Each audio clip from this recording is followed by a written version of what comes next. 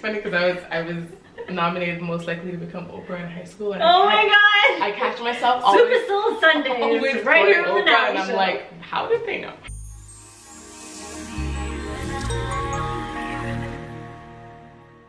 Hi, I'm Nalie and welcome to the Nalie Show, where I help you be your battles and be the best version of you. Are you someone who had their whole life planned out? Big dreams, the 5-year plan, and all of a sudden, bam! What you never thought would happen happened, and then you picture your whole life crashing down. For me, it was cancer. For you, it might be some other tragedy. But for my next guest, it was an unexpected pregnancy. An experience often glorified by many that didn't go so great. But her story is beautiful, and so is her baby. Dreamer, thinker, believer, creator, and founder of Female Department. Also, the first person I call for some spiritual and inspirational talk. My girl, Danielle-Jocelyne Otou, is coming over today to prove to women worldwide that being a young mom doesn't mean giving up on your dreams. Ladies, this one is for you. For young mothers, older mothers, and hopeful future mothers with big dreams. Together as women who clearly don't give up. We want to prove to you 5 reasons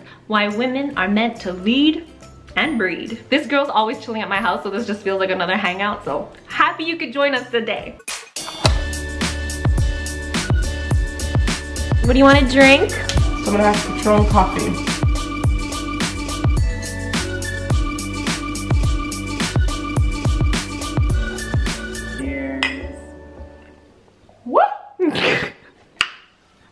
Woo! It's crazy because our group of friends are all a bunch of girl bosses. You know, we're blessed, we're surrounded by so many successful women. Yeah. But you are a momtrepreneur. You can't believe, look at this sexy thing here. Actually popped a kid out of her.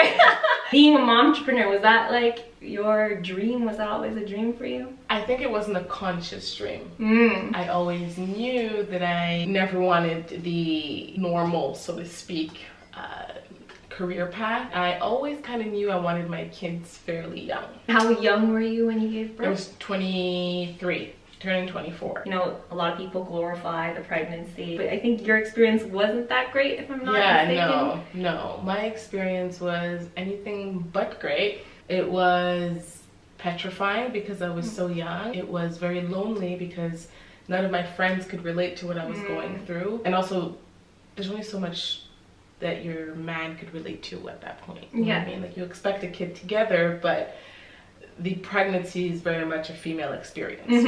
Yeah, it was just deep, dark, but so revelating. What happened? Like, why was it so bad? I was put on bed rest at, I believe, 8 weeks. So 8 weeks is the beginning of the pregnancy. Yeah. I couldn't keep in any food. I couldn't even, I won't get too graphic, but I couldn't even swallow my own saliva. I couldn't drink water. I couldn't do anything, could not enter my body. Obviously, when you're that physically ill, it's hard to, and I guess you can relate to that. That's what I was just thinking. Yeah. I was like, oh my god, this sounds like my chemo symptoms. That's so weird. Yeah, it's hard to maintain a positive outlook. So not only are you physically ill, but the mental quickly follows. And then the emotional follows the mental. So you're kind of, it's literally like a domino effect. As soon as you lose your physical capabilities, your mental is like, okay, well, I can't do anything. Then your emotional is like, oh, I'm feeling down. And so you're just kind of in a deep, dark hole. Was there ever a time that you thought of not keeping the baby? I mean, I had many thoughts. 1, not keeping the baby. 2, to be quite honest, terminating my own life because it was self-diagnosed, obviously, but I think I was nearing, if not very much in a prepartum depression because of all the changes. Really, from in a year I went to young, professional, university graduate who had plans to conquer the world to 23-year-old unemployed mom who couldn't get out of bed. But didn't you have your big revelation right now? You have Female Department. Did you found Female Department during your pregnancy? Yeah. So when I got fired from my 3-month job that I was literally not completing because I couldn't get out of bed, I found myself unemployed, and because I'm always used to being such a busybody, I tell myself, okay, if I spend 9 months twiddling my thumbs, I will rip out every single one of my hairs. So I'm just gonna do something. I divide my pregnancy into trimesters. And I'm like, okay, the first 3 months I'm just soul searching, I'm gonna go deep, and I'm gonna find out what I like, what I don't like, my strengths, my weaknesses, my experience. And that dived down to fashion because I had a lot of retail experience. I decided, okay, I'm gonna start an online store because I like fashion, but I'm going to gear it towards empowering women.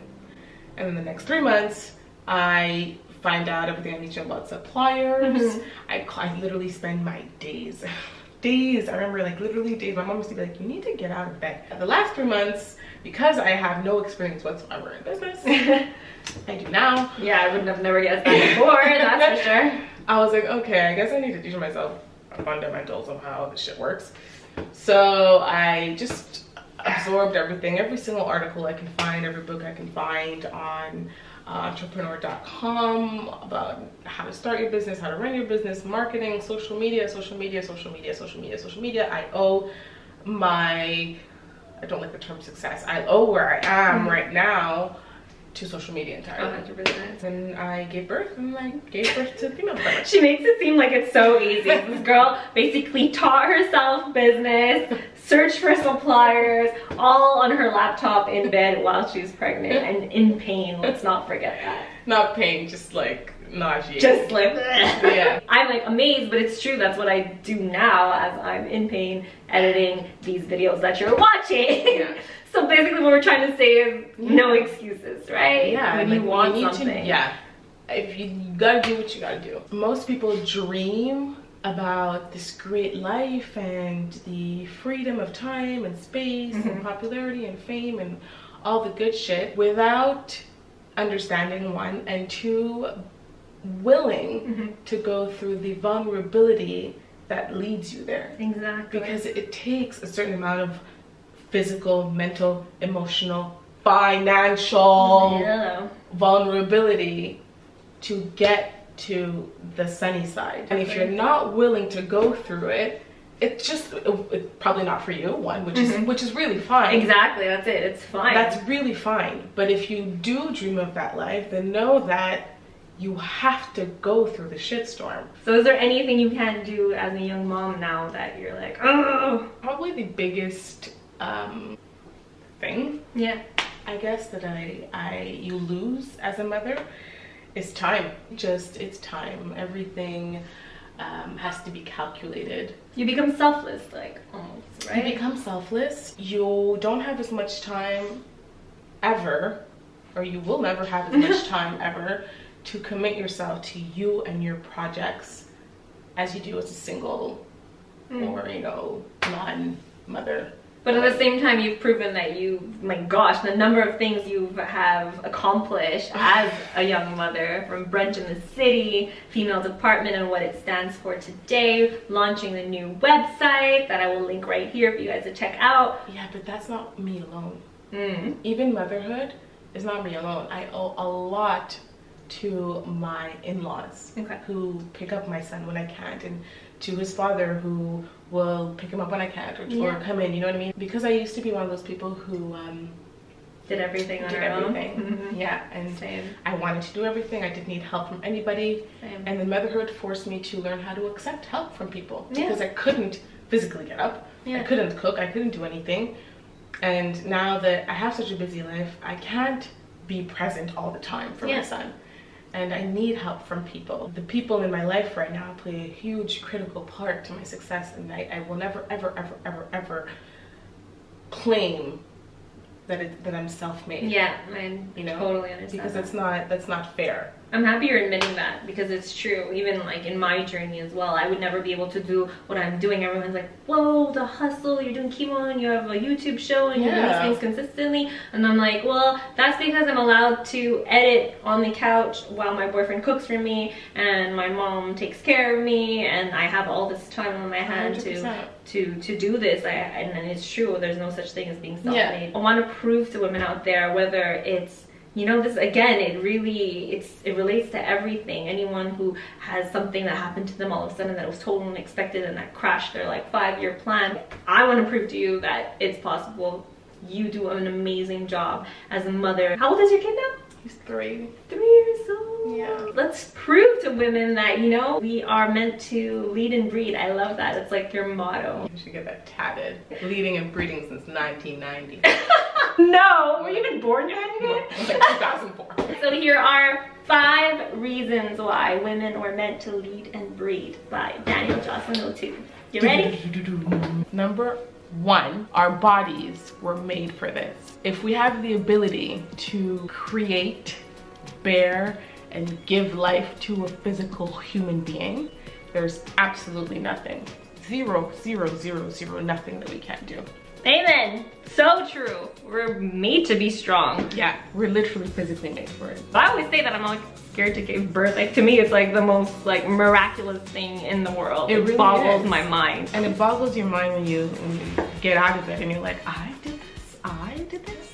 Starting a business is zero, nothing to what we do physically, 100%. we're capable of doing physically. Numero 2, historically speaking, now we're gonna get a little bit deep here. Societies used to be matriarchal before they were patriarchal. Women were leading societies, and we were leading our families, and we were leading civilization because of our intuitive, God-given ability to just nurture. And you say it perfectly. That's one sentence, that we're meant to lead and breed. It doesn't mean that we're not meant to have kids anymore at all, and we're not supposed to continue being mothers. No, it's that we can multitask. And it doesn't, I know, because I know some of you are gonna be like, well, you know, yes, but if some women don't want it, it's okay if you don't want to lead. You don't have to lead. Women don't have to lead. This is more speaking for the women who want to. Numero 3. It's a really good thing, psychologically proven, for young children to watch their mothers in leadership positions. Okay. I was actually talking about this at work the other day, how sometimes you suffer from motherhood guilt, which is a real, very real feeling, especially when you're a working mom at a certain position with a certain responsibility. You can't be as present as you want to ultimately. Proven that young boys, especially who grew up with working moms, actually develop a sentiment of appreciation and respect for women because they see that their mothers are going about it. For me, when my mother was doing her PhD, which was 4 or 5 years, I saw her for like half the year. Am I sitting here now being like, oh, my mother was gone? No, I'm being like, my mom had 5 kids and did a PhD. There's absolutely no damn reason with 1 kid I can't do shit. Number 4. 4. She's Spanish all of a sudden. Did I say the past 3 in Spanish? Yeah. I don't want to say that women lead better than men. I won't say that. But no, I think that we have a much more balanced approach because we have the nurturing side and we have more of a yin and yang personality. Organizations who do have female leaders tend to be a little bit more flexible, tend to be a little bit more open, tend to be a little more understanding. Women who lead or who at top positions in a company or executive positions do so very differently than the men, because we have a certain understanding of the means and of the requirements and of the sacrifices that come with motherhood. And again, this is not male bashing. She's not male bashing. It's more for those who believe they can't, but no, this is another reason why you can. That's really it. For all those ladies out there who doubt themselves, this is the reason why you can, just like men can too. Yeah. The number 5, I'd say, because I feel like we intuitively know we can.